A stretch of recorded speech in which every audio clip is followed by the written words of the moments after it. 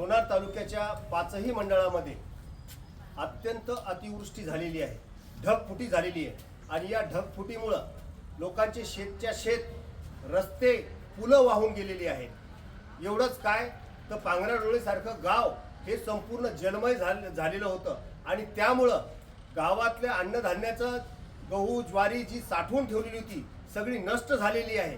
त्यामुळं शासनानं पश्चिम महाराष्ट्राच्या प्रमाणे जसं पश्चिम महाराष्ट्रामध्ये सांगलीमध्ये महापूर आला होता तेव्हा सानुग्रह अनुदान मदत ही शासनानं कुठलंही निकष न पाहता दिली होती। त्याच पद्धतीनं लोणार तालुक्याच्या प्रत्येक शेतकऱ्याला ते सानुग्रह अनुदान निधी द्यायला पाहिजे आणि त्याचबरोबर युद्ध पातळीवर सर्व शेताचे व घरांचे पंचनामे करून त्यांना तत्काळ मदत जाहीर करावी।